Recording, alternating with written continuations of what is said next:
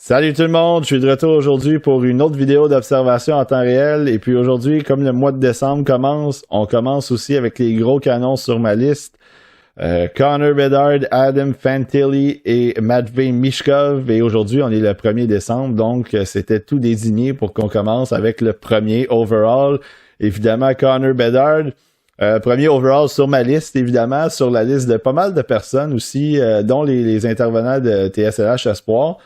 Ça veut rien dire, nous on n'est pas des recruteurs, sauf que ça met quand même la table un peu pour nos discussions jusqu'à la fin de l'année. Donc ça va être intéressant dans le cas de Connor Bedard. Et puis qu'est-ce qu'on a de plus à dire de lui?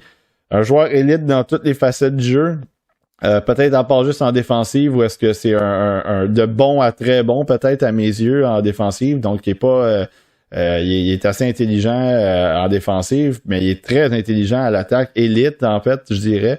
Hockey IQ, élite, vision, élite, tir, patin, maniement de rondelle, le fait de rendre les joueurs meilleurs avec lui, leadership. Bref, c'est un joueur générationnel, c'est un joueur qui passe pas souvent... on dit qu'il passe pas souvent. Il y en a quelques-uns qui passent là, depuis quelques années. On l'a vu aussi. Ça dépend de votre définition de générationnel. Là. Moi, Matthew, je trouve que c'est un joueur générationnel. McDavid aussi. Bref, ça fait deux en 2 ans environ. Fait que à ce moment-là. Donc ouais, générationnel pour moi. Connor Bedard, il n'y a même pas de débat. On va le regarder pour 3 matchs aujourd'hui. 2 contre le Ice de Winnipeg le 17 et le 19 novembre. Le match du 17, ça a brassé pas mal côté but, vous allez le voir. 26 novembre contre les Royals de Victoria. Si aussi vous avez été sur Twitter, vous avez vu qu'il y a eu des buts qui se sont marqués dans ce match-là aussi. Je voulais regarder le 25 plutôt que le match du 25 novembre plutôt que le 17 novembre. Malheureusement, il n'était pas sur une stade, donc c'est pas tout à fait les trois derniers matchs de Connor Bedard. C'est les 3 derniers sur une stat au moment où j'enregistre cette vidéo-là. Donc, on va le regarder pour 3 matchs, puis le premier commence à l'instant contre le Ice de Winnipeg.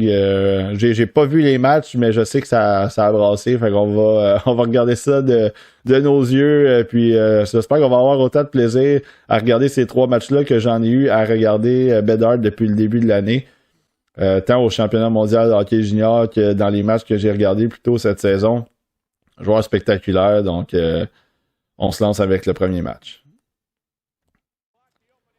Donc, premier match de la vidéo, comme je le mentionnais, c'est contre le Ice de Winnipeg. Connor Bedard, numéro 98, que vous voyez, voilà, que vous voyez marquer un but assez spectaculaire déjà d'entrée de jeu.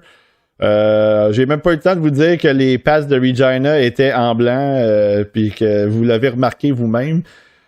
Connor Bedard, qu'est-ce qu'on a vu sur cette séquence-là en 10 secondes? On a juste vu, évidemment, la rondelle est arrivée sur sa palette, donc ça a été facile pour lui. Il n'a pas eu à faire grand-chose, mais ensuite de ça, juste analyse la situation.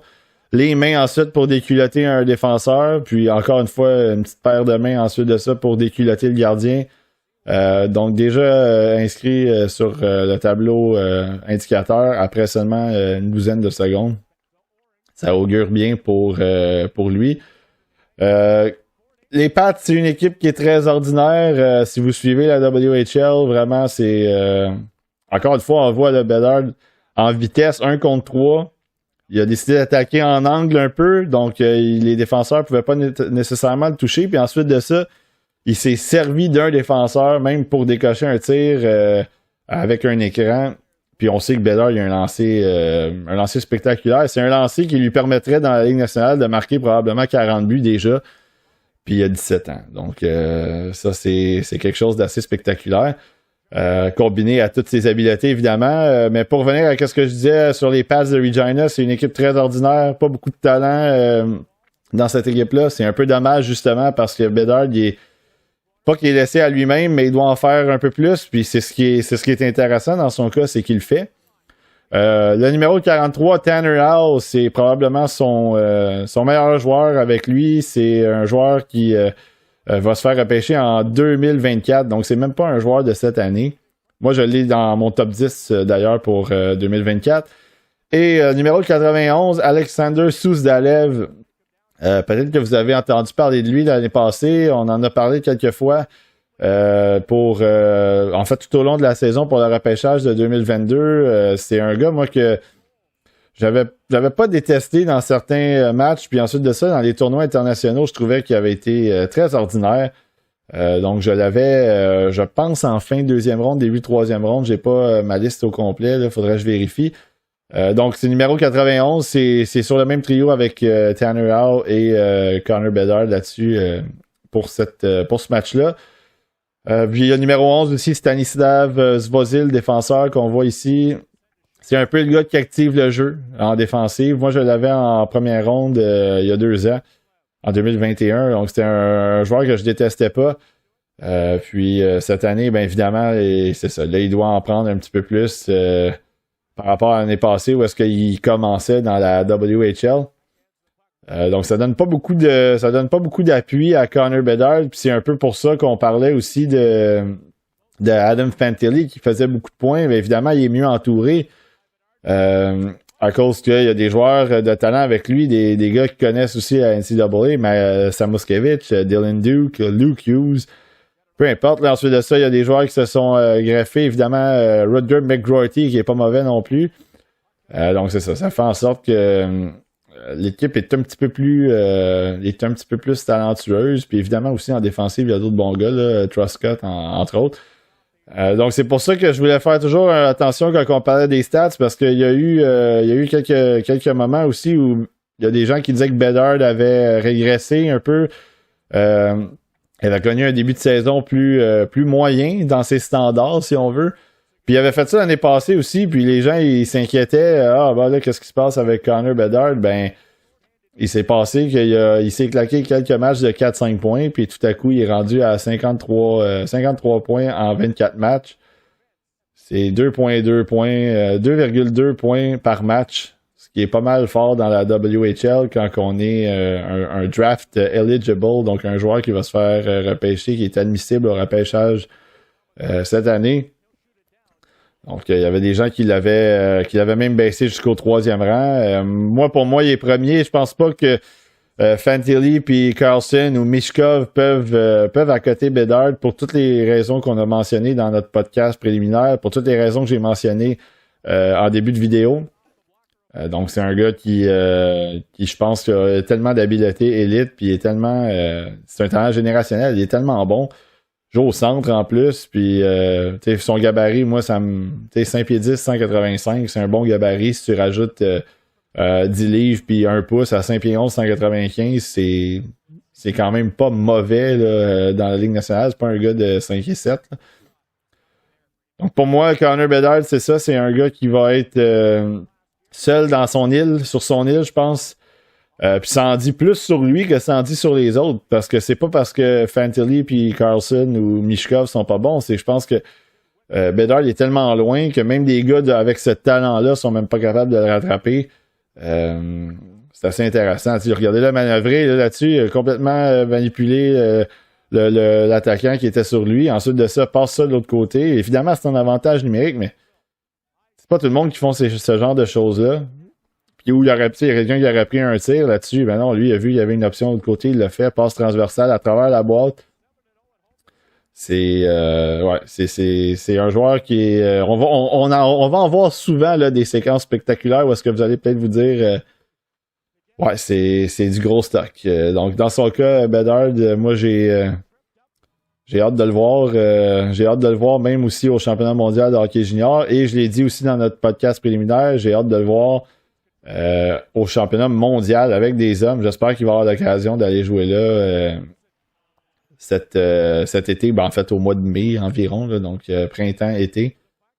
Comme c'est arrivé avec plusieurs joueurs récemment, des joueurs qui étaient pour se faire repêcher, que ce soit Owen Power avec le Canada, Slavkovski, Jerichek même il est allé, donc c'est ce que je veux voir aussi dans son cas pour Connor Bedard. On l'a vu jouer aussi en désavantage numérique. Évidemment, c'est ça. Je ne sais pas à quel point dans la Ligue nationale il va être utilisé en désavantage numérique. Je pense pas que c'est sa tasse de thé. À part dans certaines situations importantes. Là. Mettons, tu perds 3-2 puis tu as une pénalité, il reste 3 minutes. Évidemment, tu vas probablement l'envoyer pour essayer de marquer un but. Mais il ne faut pas oublier que c'est du hockey junior. Donc, Les bons joueurs, c'est normal qu'ils jouent beaucoup. C'est normal qu'ils soient utilisés en désavantage numérique parce que ils sont à un petit jeu des fois de créer une échappée, créer un surnombre parce qu'ils ont tellement de talent. Puis c'est pas pour rien qu'il y en a d'autres qui ont joué en désavantage numérique dans leur carrière. Jonathan Drouin joue en désavantage numérique, puis c'est pas un gars de désavantage numérique, là. Donc vous voyez Suzdalev avec la rondelle. Juste Bedard là-dessus, c'est con à dire, mais juste vous avez vu à quel point il a freiné sec. C'est patin, très bon coup de patin, puis agilité, puis vraiment il est très, il peut tourner sur un dixième, regardez encore les feintes là. Oh, puis là en plus de ça, un petit cadeau du gardien, je pense que la rondelle est passée entre son bras et son corps, mais tu sais, il est rentré, il n'y avait pas beaucoup d'espace, puis juste une petite manœuvre, puis il s'est créé de l'espace lui-même, puis ensuite de ça, il a trouvé son coéquipier pour un but. Encore une fois, c'est ça, c'est du Connor Bedard tout craché.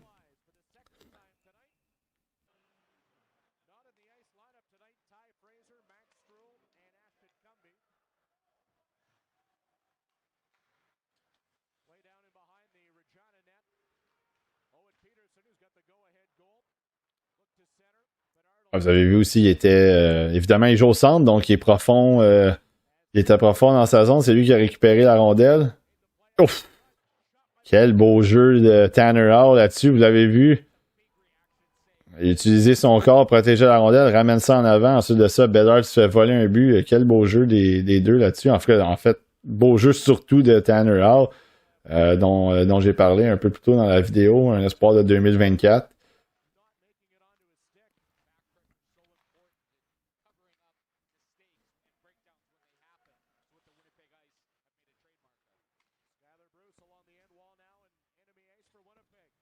Ouais, c'est ça, Bedard là-dessus, exact. C'est ce que j'attendais de voir s'il allait s'impliquer, parce que là, la rondelle était un peu libre, puis c'était 2 contre 2. Donc lui devait venir chercher la rondelle.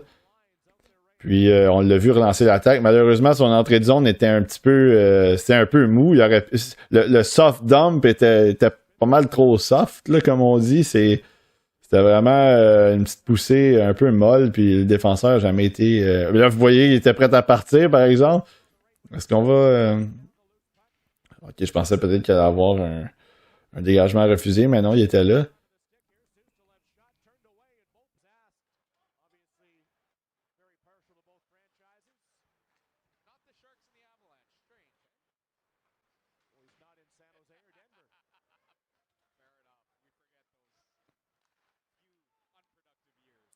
C'est une belle manœuvre là-dessus de Suzdalev. Belle passe à Tanner Hall. Tanner Hall, ensuite de ça, réussit à faire une petite feinte rapide de bâton. Se donne un peu d'espace à l'extérieur. Ramène ça vers Bedard. Bedard, il a voulu faire dévier un peu.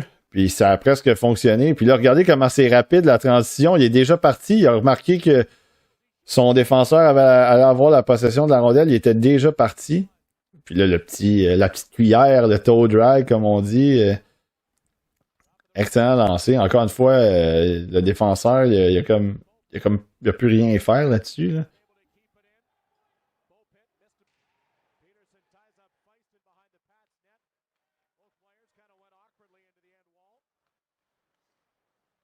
Ouf, encore. Oh, ouais, là, c'est ça. Là, on commence à se rendre compte, encore une fois, tu sais, c'est un joueur... Connor Bedard, c'est un... Sérieux... Ouf, quelle malchance là-dessus. Mais, tu sais, Connor Bedard, j'en ai regardé beaucoup là, des joueurs depuis... ça fait 12 ans là, que je regarde des joueurs de façon plus... pour évaluer. Là. Puis, tu sais, oui, McDavid, c'est ça. McDavid, c'était un gars très spectaculaire. Matthews, je l'ai regardé un petit... Il jouait en Suisse à son année de repêchage. Je l'ai regardé un petit peu moins, mais les habiletés étaient tellement là. Mais à part McDavid, il n'y a pas un joueur qui m'a plus fait plaisir à regarder que Connor Bedard. À toutes les fois, je regarde des matchs de Bedard, il se passe quelque chose. Puis à toutes les fois, c'est des feintes dans le hockey junior, tout ça, mais c'est parce que c'est, comme on l'a vu là, c'est pas juste une feinte. c'est toujours la succession de feintes. Il arrive une feinte, 2 feintes, 3 feintes, il se donne de l'espace, ensuite de ça, il récupère un coéquipier. Quand on parlait de vitesse d'exécution tantôt, c'est de ça qu'on parle. C'est à quel point il pense rapidement à son prochain jeu, alors qu'on dirait que personne d'autre, évidemment, c'est normal qu'il y ait personne d'autre qui y pense parce qu'ils sont pas dans sa tête, mais dans le sens que son jeu est tellement rapide que il y a personne, on dirait, quel jeu de Svozil, un boulet de canon. Personne, on dirait que tu l'as, Bedard, on dirait que tu es capable de le contrer, puis là, tout à coup, tu l'as plus. Il est plus là. Fait que c'est vraiment spectaculaire à le regarder jouer. Moi, si j'étais un fan des passes de Regina, ça serait pas long que j'aurais des billets de saison, ou en tout cas, je m'arrangerais pour aller le voir le plus souvent, parce que, tu sais, déjà à cet âge-là, dans la Ligue nationale, il serait parmi les joueurs les plus qui exécutent le plus rapidement de toute la Ligue nationale, selon moi. Là. Il y en a quelques-uns, évidemment. Tu sais, moi, McDavid, on n'y repensera pas 2 fois. Là. Il exécute le jeu très rapidement.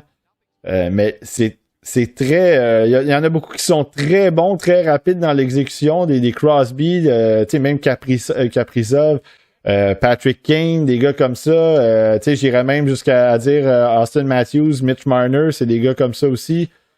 Mais à une vitesse d'exécution très élevée comme McDavid, il n'y en a pas beaucoup. Puis je pense que Bedard, rendu à un âge 23-24 ans, je pense que c'est le seul qui peut-être en ce moment pourrait s'approcher de McDavid. En fait, qui pourrait probablement l'accoter, côté exécution de jeu, puis rapidité de main, puis juste rapidité d'analyse. Je pense qu'il n'y en a pas beaucoup. C'est impressionnant parce que c'est ça, il y a 17 ans. Puis il faisait ça l'année passée à 16 ans. Fait que tu sais, ça vous montre à quel point c'est des choses qui passent pas souvent. Quand on est dans la même conversation que McDavid, puis on nomme plusieurs bons joueurs, des joueurs élites, puis on dit ouais, ils sont pas capables peut-être de se rendre à ce niveau-là. Ça en dit long sur la capacité de jeu de Connor Bedard. Puis c'est toujours impressionnant parce que je me dis tout le temps, si mettons il y avait eu une clause dans la Ligue nationale où est-ce que ce gars-là de 16 ans, il aurait pu jouer, je me dis toujours, tu sais, à 16 ans, qu'est-ce qu'il aurait pu faire comme saison dans la Ligue nationale? T'sais, même s'il était 5 et 9, peut-être 175, 180, qu'est-ce que ce gars-là à 16 ans aurait pu faire dans la Ligue nationale? Puis c'est juste intéressant puis alléchant un peu de voir que ce gars-là, il va rentrer dans la Ligue nationale à 18 ans. Puis là, il est en train, encore une fois, de faire la brochette, en train de déculotter 2-3 joueurs. Puis là, il va arriver à 18 ans, puis on va avoir la chance de le voir jouer pendant 20 ans. C'est quand même le fun. Puis je trouve ça, tu sais, parenthèse comme ça, on parle souvent des joueurs générationnels. On dit que ça passe pas souvent.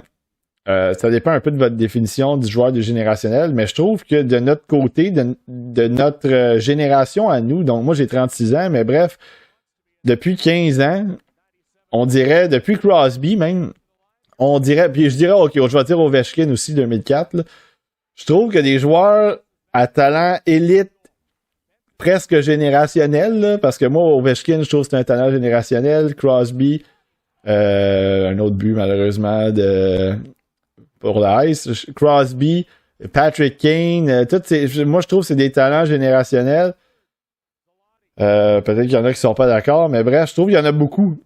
Il y en a beaucoup qui rentrent depuis quelques années. McDavid, Matthews, je pense qu'il y a quelque chose de le fun à regarder le hockey parce que je trouve que le talent, il a jamais été aussi élevé par rapport. C'est dur de comparer les airs, là, mais je trouve que le talent n'a jamais été aussi élevé en ce moment par rapport au niveau de jeu que dans le temps où est-ce qu'on avait.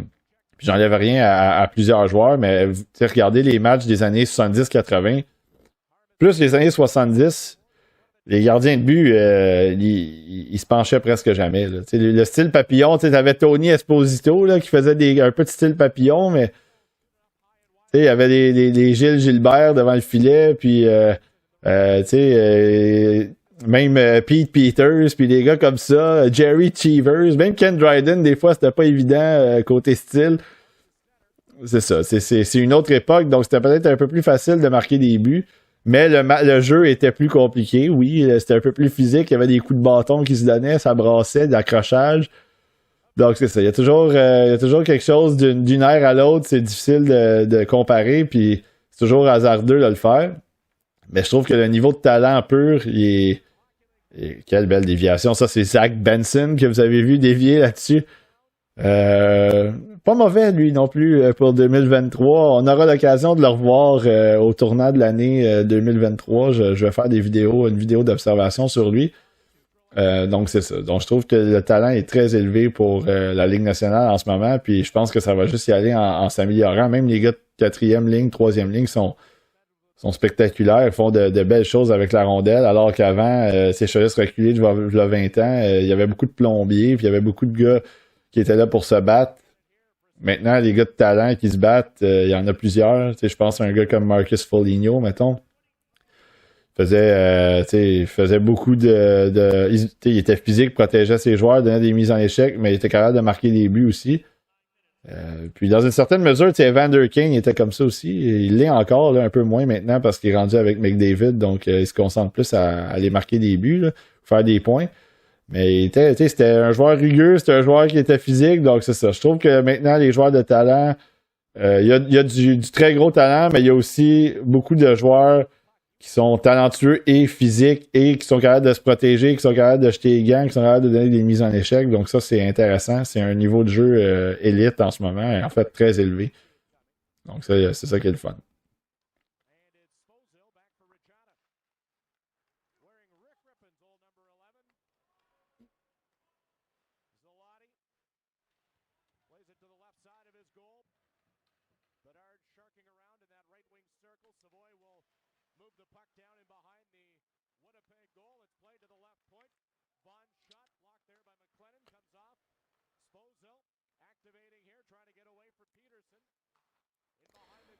Ouais, Bedard devant le filet, j'aime ça. Là. Il est combatif, il essaie de trouver de l'espace. Il est petit, mais vous le voyez comment il est. Vous voyez à quel point il est tannant devant le filet. Puis il essaye justement de se créer de l'espace. Il essaie d'aller essayer de se donner une meilleure position pour pour faire dévier des tirs, prendre des retours. Donc pas un gros gabarit, mais comme je disais, il y a du chien. Il a essayé de faire un jeu rapide. Vous l'avez vu en arrière du filet quand il a récupéré la rondelle, essayer de remettre ça devant.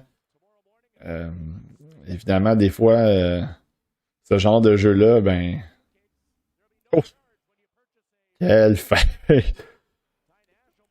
Malheureusement, pour les Pats, ben ça se termine de cette façon-là. Ça se termine de cette façon-là aussi pour Connor Bedard. Premier match, 8-5. Il y a eu bien des buts. Donc, ouais, ça a été évidemment, il y a beaucoup de buts. C'est pas tous des buts spectaculaires qu'il y a eu. Winnipeg en a marqué un, là, notamment, ça a dévié sur un patin. Puis, mais vous avez vu, oui, tu sais, il y a eu quelques jeux spectaculaires de Bedard dans ce match-là, des feintes, des contrôles de rondelles spectaculaires. Ça a donné le ton un peu, je pense, du côté de son trio. On a vu Tanner Howe aussi faire quelques jeux, Souzdalev même aussi par moment.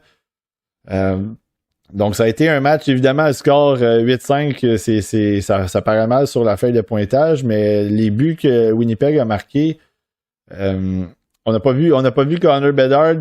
Bedard était sur le jeu, mais c'était pas nécessairement des jeux où est-ce que il y avait des fautes, en fait. C'était une déviation de Benson, une belle déviation. Bon, ça fait partie de la game aussi. Benson, c'est un top 5, top 10.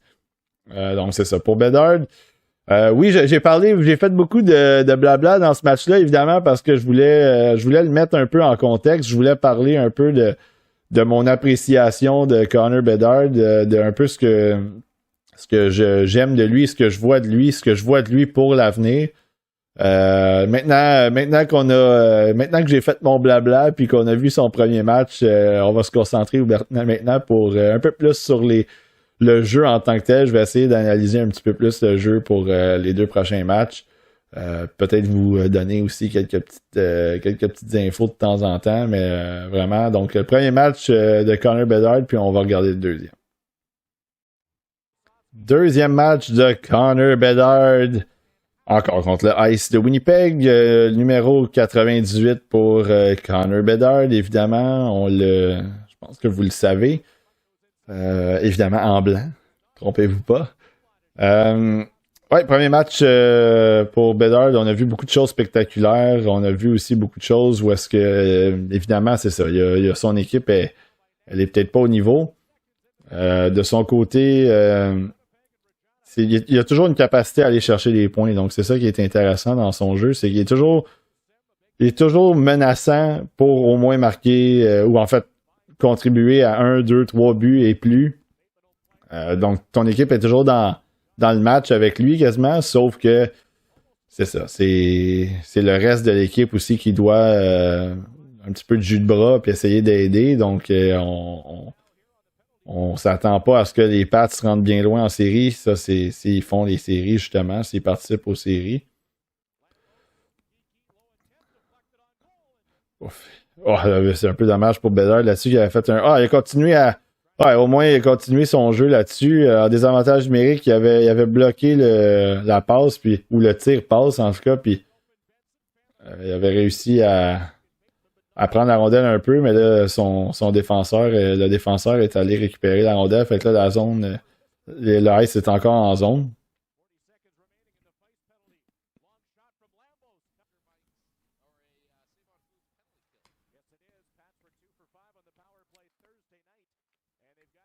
Avantage numérique, encore une fois, là, c'est le moment de faire aller les gros canons. Le Suzdalev, ça fait 2 fois qu'il perd la rondelle, il est chanceux parce que ça dévie favorablement vers lui encore. Là. Ouf, quelle belle passe. Puis bon lancer cette fois de Suzdalev, justement, à la suite d'une passe de Bedard. Passe transversale spectaculaire encore. Pas mal mieux que celle qu'on vient de voir. Mais très beau tir aussi de Suzdalev là-dessus. Rien à redire. Un très bon lancer. Puis Suzdalev, il y a ça. C'est cette qualité-là qu'il y a aussi. Un bon lancer. C'est juste que c'est l'engagement. J'ai toujours trouvé un peu plus effacé quand ça comptait. Donc, mais je l'ai regardé plusieurs fois cette année. Puis bon, il y a des matchs qui sont bons, d'autres qui sont un peu plus tranquilles, même s'il produit quand même bien. J'aime mieux Tanner Howell, là, si on fait la comparaison entre les deux. Autre avantage numérique, bon, là, faut que ça paye. Là. Ouf. Ça cogne à la porte, mais malheureusement, le gardien, pour l'instant, il tient le coup. Suzdalev doit... ouais, excellent. Ça. Ah, malheureux que là, cette passe-là a touché. Là. Oups, là, il y a de la place, par exemple. Ouf. Ça pas un mauvais lancer. Faites un petit signe. Ouais, il y avait de la place, c'était pas là.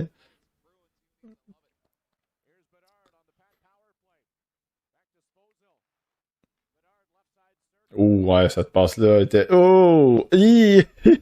Là, ça jouait avec le feu un peu, là. Des passes sans regarder la rondelle qui réussit à se faufiler à travers ça d'espace. Là. Ah, ben ça, au moins, j'aime ça, là, la façon dont des passes rapides. Donc, Bedard, Asvozil rapidement de l'autre côté. Les one-touch pass, là, si on veut, ça, c'est excellent. Ça permet à tout de suite. Le gardien, il faut qu'il soit alerte parce que la rondelle change de côté rapidement. Oups, ça c'est malheureux. La passe n'était pas mauvaise non plus. C'était juste un petit peu pendant que Suzdalev se déplaçait. Ah, là, ça c'est une passe un peu. Là, Bedard il est en fin de présence aussi. Là, ça fait un petit peu de secondes que là, ils sont sur l'avantage numérique.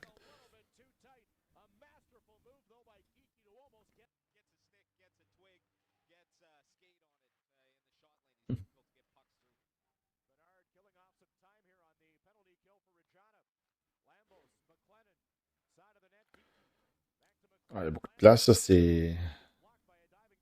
Ouais, je sais pas si on a vu Bedard se jeter pour bloquer un tir. Ouais, bon travail là-dessus. Ça aurait fait du bien, un but déjà rapide en début de deuxième comme ça. Surtout une belle passe qui a été envoyée à Tanner Hall.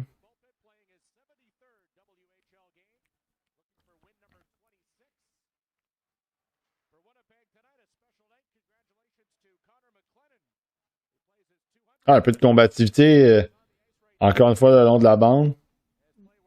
C'est pas, il était pas en train de le dominer physiquement, mais il continuait à être là. C'est une façon de, quand que t'es 5 et 10, justement, puis tu pèses 185, c'est au moins une façon d'être impliqué. Tu restes, il est quand même dur à tasser. Là. Bedard, c'est un petit bloc un peu. Là.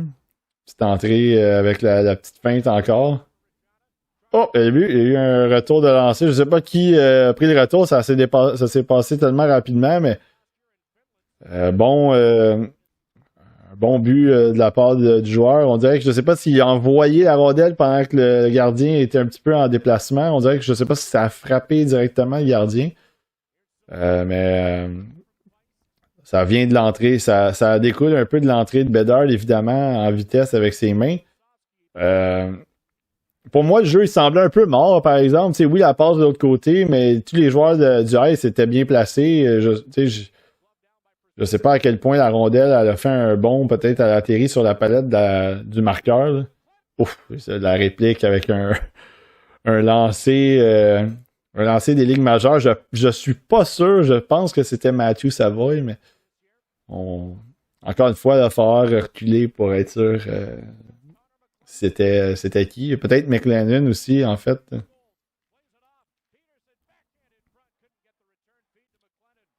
Ah, là, ça va bien, là. Rapide des deux côtés. On a surtout la Ice, c'est une équipe aussi qui est assez talentueuse.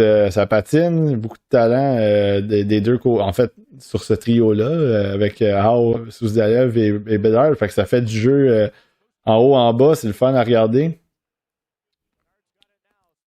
Autre avantage numérique de cette fois, Bedard tantôt Bedard, on l'a vu de l'autre côté. Il était du côté gauche pour faire des passes transversales à Souzdalev. Là, maintenant, il est rendu à droite. Puis, c'est pas mauvais non plus parce que si vous avez vu, mettons, du côté de Shane Wright dans le temps, je dis dans le temps, là, il vient d'avoir un but en plus, fait que ça, c'est dommage pour eux, mais je dis dans le temps, dans le cas de Shane Wright, c'est l'année passée, là, ou même il y a 2 ans, pendant même 3 ans, parce qu'il y a eu la pandémie, mais sa saison précédente. Euh, de ce côté-là, il décochait des tirs aussi. Donc, il fallait que étant donné qu'il a un très bon lancer, puis Bedard aussi un excellent lancer, ça fait en sorte que tu es toujours obligé de le respecter. Puis, je compare jamais les joueurs, là, mais Suzuki, étant donné qu'on est à Montréal, on le voit souvent, Suzuki, c'est la même chose. Étant donné qu'il est du côté droit, faut toujours que tu respectes son lancer, mais il a tellement une bonne vision qu'il peut repérer aussi de l'autre côté un gars comme Caulfield, par exemple, qui est sur le tir sur réception.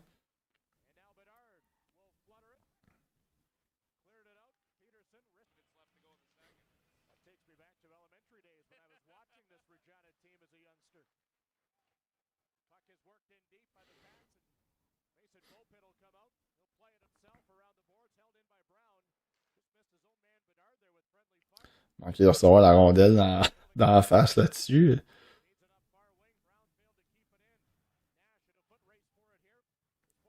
Ah, là, il y avait de la pression. Là. Ouais, ça prend un. Ouais, il y a eu de la pression, puis je sais pas, Bedard, j'ai trouvé qu'il avait été loin là, sur le repli là-dessus. Là, il vient de faire une belle manœuvre pour se détacher d'un joueur, par exemple, juste la petite déviation douce là, par en arrière. Mais oui, c'est ça, j'ai trouvé que Bedard, il était un peu loin là-dessus sur le repli. Là.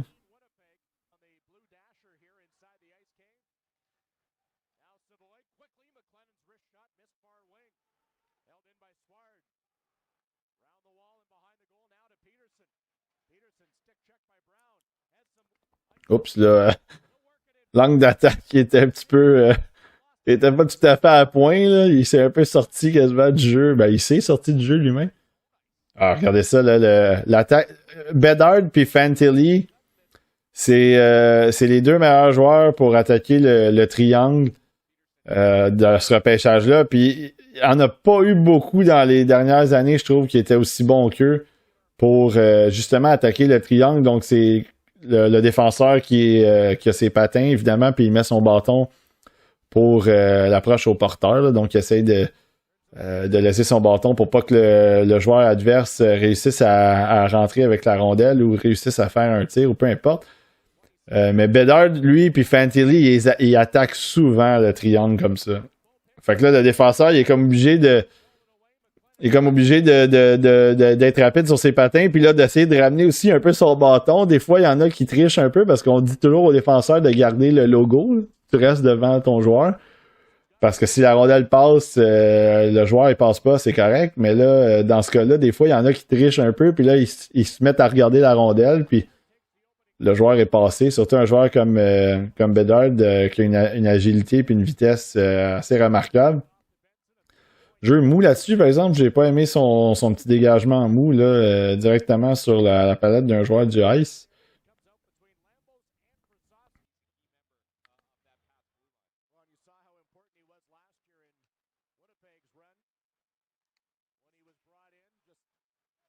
Allez, bon, au moins il est positionné. Oups, là, ouais.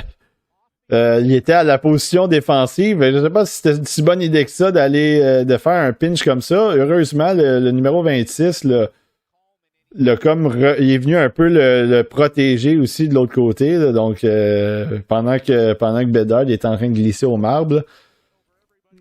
Donc, je sais pas. C'était pas la meilleure décision, mais il s'est fait backer un peu en même temps. Là.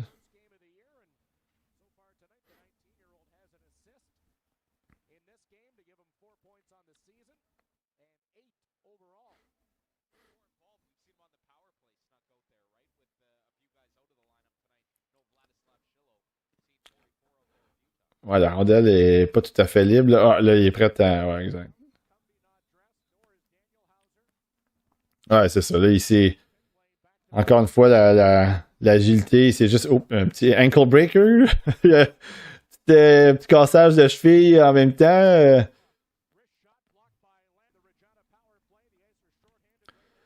Bon, exactement, encore. Vous avez vu encore? C'est ça, juste le mouvement encore. C'est tellement subtil, mais c'est tellement.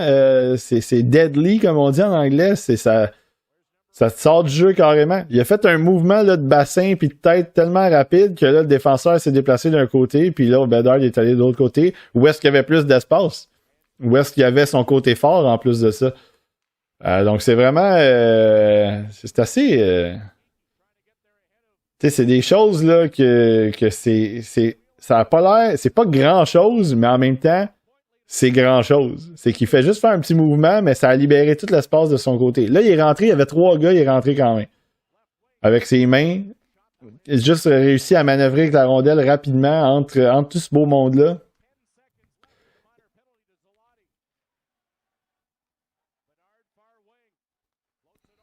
Il passe de l'autre côté.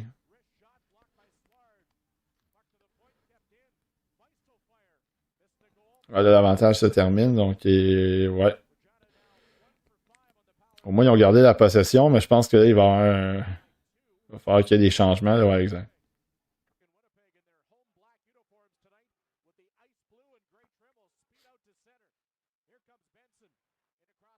Oui, exact. Il était prêt à partir. Ou là, un contre un, ça va être. Il a décidé de le déborder, mais avec sa vitesse, c'est normal. Ensuite de ça, il y a eu accrochage. Hein, ouais, exact. Je pense que c'était en direction à l'endroit de Tanner Out devant le filet.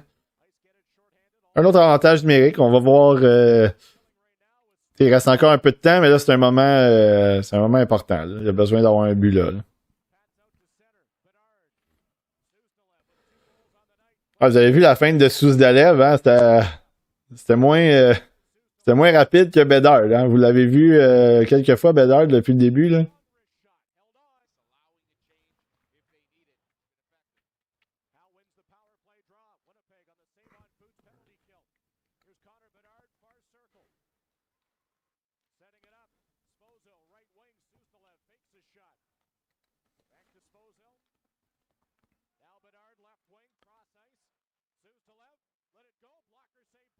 Oh, il y a du trafic.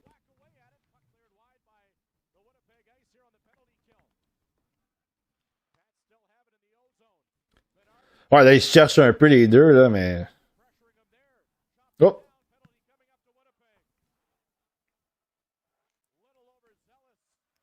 Autre pénalité.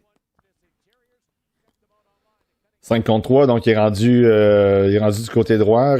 Tantôt, il était du côté gauche, évidemment, pour le sur réception vers. Ben, en fait, lui aussi, mais c'était surtout, on visait beaucoup sous Dalev de l'autre côté. Maintenant, bon, ça donne d'autres options pour Bedard. D'autres looks, en fait, parce que là, il peut quand même attaquer un peu comme ça. Là. Malheureusement, ça s'est refermé. Mais...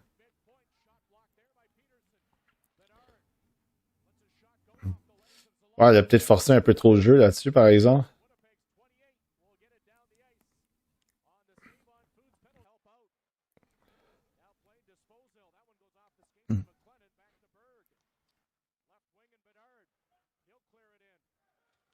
Eh bon!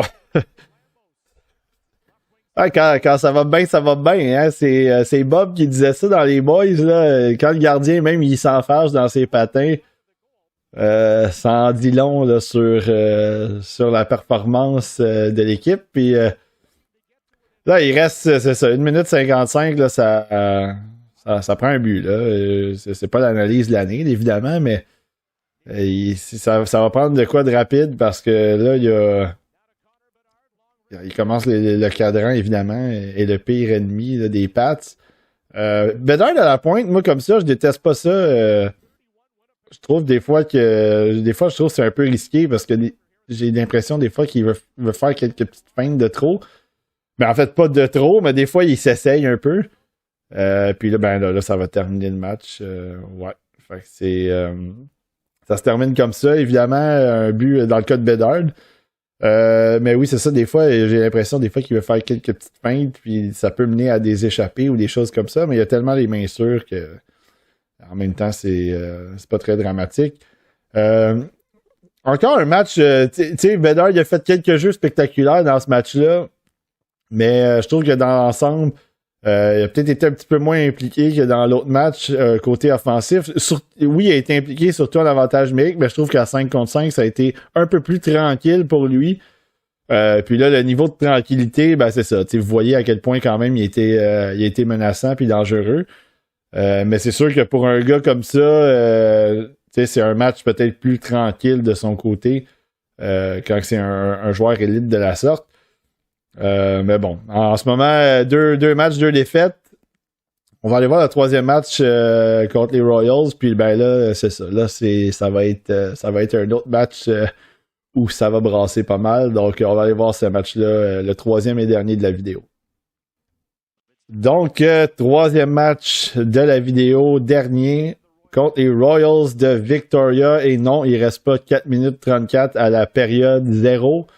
C'est le début du match. Connor Bedard, numéro 98 en blanc, évidemment. Je connais évidemment le résultat de ce match-là. Je sais qui a fait des points. Je sais combien de points a eu Bedard, combien de points a eu Tanner Hall, et ainsi de suite. Mais j'ai pas vu le match. Donc, on se doute que ça va arriver de temps en temps, les buts, mais pour l'instant, je vais l'apprendre avec vous. Je vais voir comment ils se sont déroulés, ces buts-là. Donc ça va être intéressant parce qu'il y a beaucoup de buts dans ce match-là.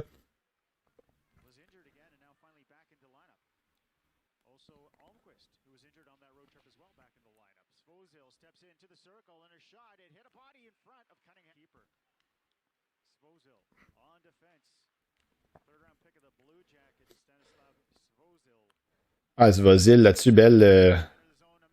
Ben voilà, ça commence. Ça commence. La pétarade est commencée. Belle montée de Svozil là-dessus, par exemple. Vraiment. Très beau travail. Garder la rondelle, sembler en contrôle tout le long. Petite montée, petite entrée, belle passe de l'autre côté. C'est Varlis, le 27, si je me souviens bien. Puis ensuite de ça, il a passé la rondelle à Tanner Hall qui passait par là. Donc, beau but.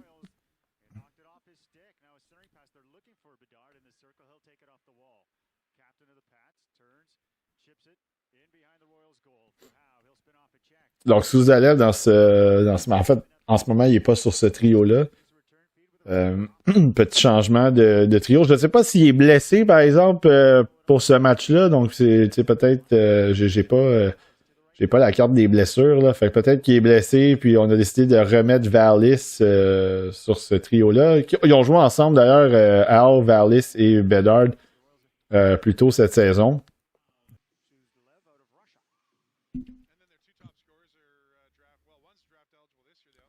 Quel bon travail là-dessus, la mise en jeu de Tanner Hall. Hein. Vous avez vu, Bedard il avait gagné la mise en jeu. C'était pas tout à fait franc. Mais Hall là-dessus, quelle combativité. Puis il a même envoyé son adversaire au sol, récupérer la rondelle.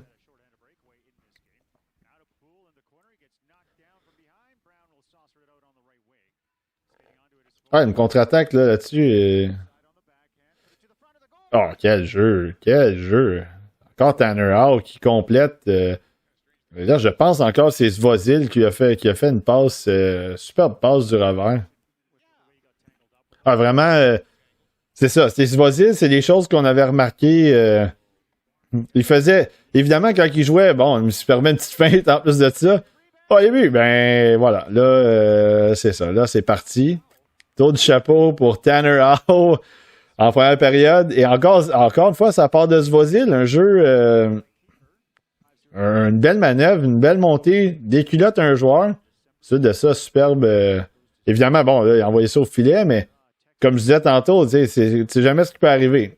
Puis là, Tanner Hall était là, il récupérait la rondelle, il a envoyé ça dans le haut du filet.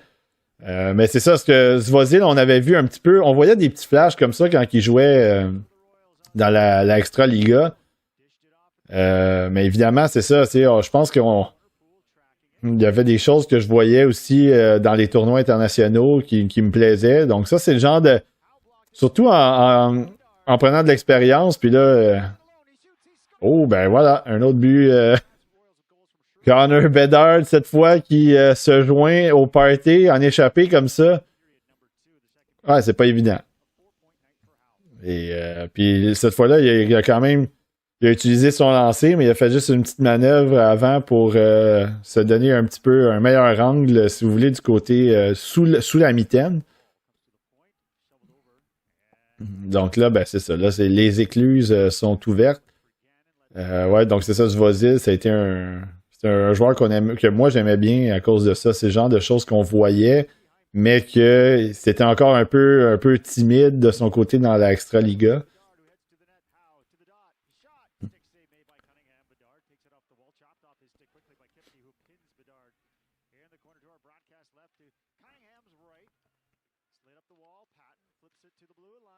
Hop, la caméra.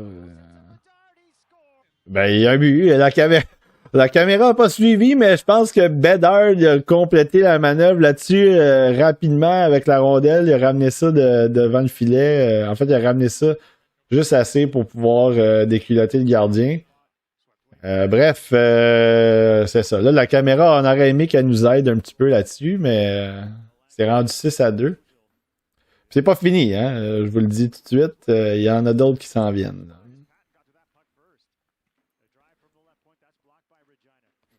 Ah, beaucoup d'espace encore. Là.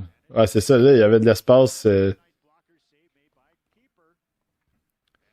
Il était en 3 contre 4, mais il y a quand même eu une couverture un peu approximative là-dessus.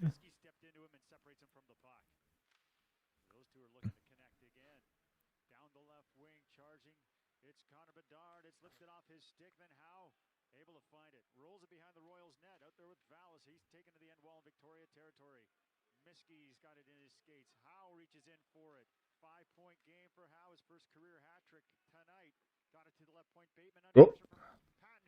Encore une rondelle un peu difficile à maîtriser à la ligne bleue. Là.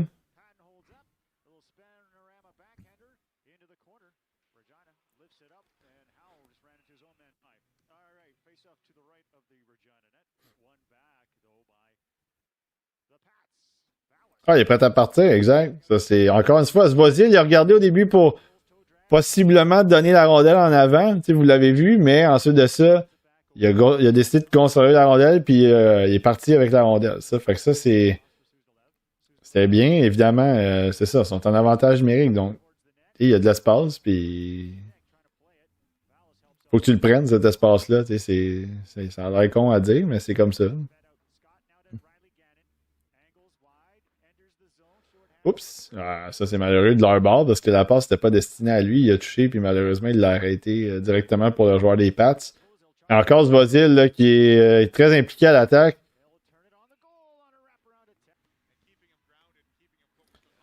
Ouais, une pizza gratuite là, pour ce partisan-là. Puis Bedard qui, tant qu'à ça, en rajoute. D'autres chapeaux pour lui.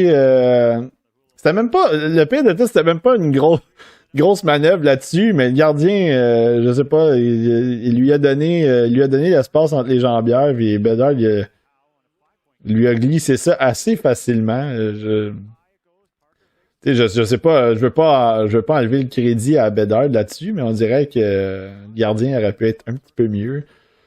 Mais bon, il l'a mis dedans quand même, fait que ça fait partie de son mandat aussi de la mettre dedans, là, fait qu'il l'a mis dedans.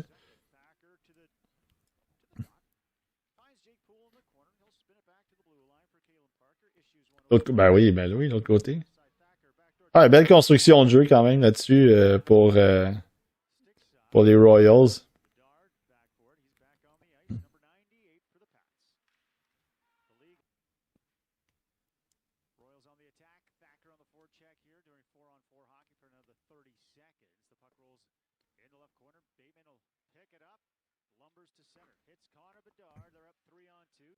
Alors ça, j'ai beaucoup aimé la façon là-dessus qu'il a juste ralenti le jeu, puis il a attendu qu'il y ait son coéquipier de l'autre côté, qui était, je pense, encore Tanner Hall, a eu un peu plus d'espace. Donc, il est rentré, puis ensuite de ça, il a attendu. Puis là, ben évidemment, Tanner Hall, il est rentré, il a pris peut-être un 6 pieds de plus. Puis là, Bedard lui a fait la passe. Puis là, Hall, il a remis à Bedard. Ça, c'est un bon jeu comme un mauvais jeu. Ça dépend de votre point de vue. Peut-être qu'il y aurait eu avantage à aller vers le filet, mais en même temps, remettre ça en arrière à Bedard, c'est pas mauvais non plus.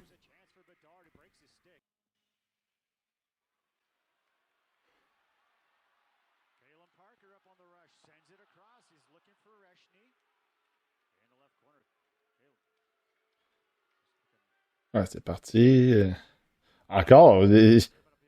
Juste le mouvement de bâton rapide, encore une fois, le défenseur, il a tenté de swiper la rondelle, si vous passez l'expression, il a tenté de balayer la rondelle avec son bâton, puis au moment où il pensait que la rondelle allait être là, Bedard il a juste changé la rondelle de côté. Il a fait un petit mouvement, puis la rondelle était rendue de l'autre bord.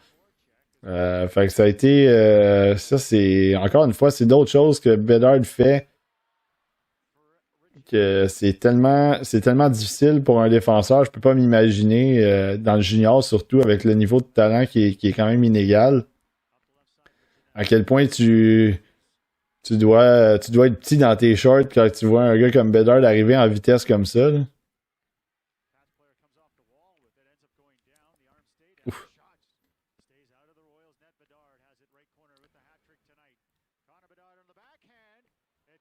Ouf.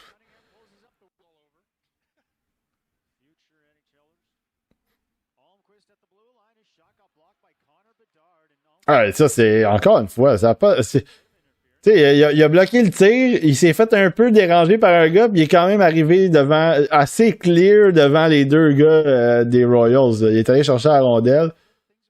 C'était assez. Encore une fois, ça montre l'explosion de son patin, puis à quel point que l'accélération, c'est ça, c'est la vitesse, l'accélération, à quel point, même en se faisant un peu déranger par un joueur, il a pris une petite une beeline un peu.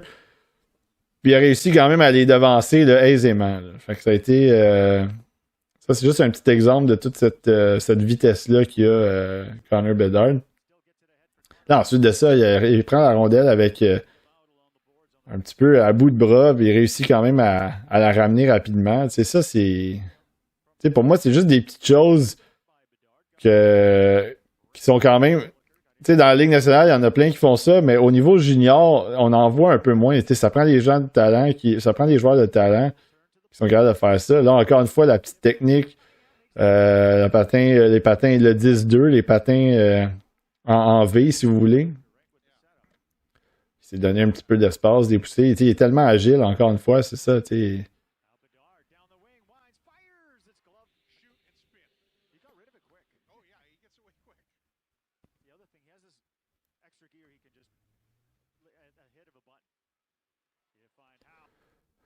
Ouais, ça se termine avec un but de Tanner Hall, parce que là, ça semblait avoir touché la barre horizontale et le fond du filet. En tout cas, je sais que Tanner Hall a fait 4 buts dans ce match-là, puis j'imagine que c'est son 4e, ça a fini 9-5. Un gros match pour Connor Bedard, même des fois la caméra était pas capable de suivre son jeu, mais sinon, très bon travail de sa part. Un match où est-ce que, encore une fois, là, c'était plus offensif. Puis on a vu à quel point lui, puis je vais mentionner aussi Tanner Hall parce qu'on a vu à quel point les deux étaient un peu plus impliqués comparativement à l'autre match précédent, surtout à 5 contre 5. Là. On a vu la différence vraiment. Ils ont marqué quasiment tous leurs buts à 5 contre 5. Si c'est pas tous les buts qu'on a vus à 5 contre 5. Donc beaucoup plus impliqués dans ce match-là par rapport au deuxième, le deuxième contre le Ice. Vous avez vu encore une fois la vitesse, les mains. Puis ça, c'est signature pour Connor Bedard. Un gars qui joue à un niveau très élevé. Puis des fois, des jeux, c'est sûr que des fois, il y a des jeux de junior, il pivote sur lui-même, tente des jeux qui sont à très bas pourcentage, mais en même temps, c'est difficile de le blâmer de faire ça parce que, premièrement, il est capable de faire ces jeux-là. Puis deuxièmement, dans le junior, des fois, tu t'en permets un petit peu plus. Évidemment, dans la Ligue nationale, il n'y aura pas cette occasion-là de commencer à tricoter comme ça. Là, ça va être un peu plus compliqué. Mais la manière qu'on voit attaquer les défenseurs, la manière qu'on le voit rentrer en zone, on n'a pas de misère à projeter ça dans la Ligue nationale parce que c'est vitesse, main, il attaque les bons couloirs. En fait, il est capable d'un peu de manipuler la défensive. Donc, les défenseurs vont vers lui, puis ensuite de ça, il est capable de trouver des coéquipiers ou tout simplement temporiser le jeu comme on a vu un peu plus tôt. Donc, ça, c'est intéressant. Évidemment, la saison est encore jeune. On est au début du mois de décembre. Ça fait à peine 3 mois que c'est commencé. Même dans la plupart des cas, ça fait 2 mois que c'est commencé. Fait que c'est ça. Il reste encore beaucoup de hockey, mais en ce moment, de ce que j'ai vu de Connor Bedard, c'est du gros calibre. Il n'y a rien qui me dit en ce moment, encore une fois, qu'il doit baisser. Il n'y a pas son jeu. Il n'y a rien dans son jeu qui me laisse croire que ce gars-là devrait baisser du premier rang. Puis comme je le disais, ça a tout rapport avec lui et non par rapport aux autres qui sont moins bons derrière lui. Donc, c'était les 3 matchs pour Connor Bedard. Un dernier un peu plus spectaculaire. Ouais, donc c'était les 3 matchs de Connor Bedard dans cette vidéo d'observation en temps réel. Évidemment, une vidéo un peu plus longue aujourd'hui. Puis je pense que ça va être un peu comme ça aussi avec Fantilli puis Mishka. Je veux vraiment qu'on les regarde un peu plus vraiment dans l'ensemble de l'œuvre. Des fois, je fais du montage un peu, puis il y a des séquences qui, sont... Des fois, c'est un petit peu moins intéressant, des choses qui sont un peu plus tranquilles, donc ils font leur présence, puis il ne s'est pas passé grand-chose. Ou des fois, même, il y a des buts, il y a eu un but, puis des fois, le joueur est sur le jeu depuis 5 secondes, c'est même pas de sa faute. Il est arrivé d'un changement, puis là, il y a eu un revirement, ou peu importe, puis il y a eu un but, donc je fais un peu de montage, mais là, pour cette vidéo-là, je m'étais dit que j'allais essayer d'être... oui, il y a du montage, mais je voulais essayer d'être le plus fidèle possible au jeu d'ensemble pour l'ensemble des matchs, parce que Bedard joue environ 25-26 minutes. Le dernier match, il a joué seulement 18-19 minutes Bon, c'est ça, il y a peut-être eu moins d'avantages numériques, donc il a peut-être été un peu moins sollicité de ce côté-là. Mais dans son cas, encore une fois, très grosse saison cette année. En ce moment, là, il roule un rythme de 2,2 points par match. C'est très bon dans la WHL pour un jeune à son année de repêchage. Puis non seulement ça, mais c'est que aussi il est menaçant, il est dangereux de plusieurs façons. Puis avec une équipe qui est pas très bonne. Donc ça nous fait toujours dire si ça avait été avec une équipe un petit peu plus talentueuse, avec un petit peu plus d'aide. Est-ce que c'est ça? Est-ce qu'il y aurait une fiche? Peut-être qu'il y aurait une moins bonne fiche dans le sens qu'il serait moins sollicité. J'en ai parlé dans le podcast préliminaire. Peut-être que c'est moins tentant de le double shifter ou de le faire venir régulièrement, son trio. Quand tu as 2-3 trios qui sont capables de produire. Dans le cas des Pats, c'est assez timide, donc c'est sûr qu'il revient souvent. On compte beaucoup sur lui et son trio pour créer de l'attaque. Mais bon, somme toute, dans l'ensemble, c'est un très gros... c'est une bonne vidéo pour lui. Il a fait beaucoup de belles choses. Puis à date, c'est une très bonne saison. Moi, je l'ai vu 14 fois cette année déjà. Puis je compte le revoir, évidemment, encore une fois, probablement au championnat mondial de hockey junior, puis probablement aussi au championnat mondial. Donc, en tout cas, moi, c'est mon souhait. Pour la chaîne, évidemment, je l'ai mentionné, donc Fantilli le prochain, la semaine prochaine. Un joueur, évidemment, il joue pour les Wolverines du Michigan, c'est mon équipe favorite, donc je l'ai à l'œil attentivement. Lui et d'autres joueurs, évidemment, que j'avais en haute estime par le passé, Luke Hughes, Dylan Duke, Sam Muskevich dans ma première ronde aussi. Mick Groarty, je pense que vous le savez à quel point j'aimais son style de papier sablé. Fantilli, il y a ce côté-là aussi, donc ça va être intéressant de le regarder. Puis on va finir ça aussi avec Matvei Michkov avant que je prenne une petite pause pour le championnat mondial de hockey junior, peut-être plus des vidéos concernant l'équipe Canada et aussi mes impressions sur le tournoi ou des choses comme ça. On va peut-être faire une vidéo aussi avec la gang du TSLH Espoir à la fin du championnat mondial de hockey junior. Donc, encore merci d'être là. J'espère que vous avez apprécié la vidéo. J'espère que ça vous permet de voir un petit peu plus Connor Bedard si vous ne l'avez pas vu. Outre, évidemment, le championnat mondial au mois d'août. Donc, d'ici là, on se dit à la prochaine.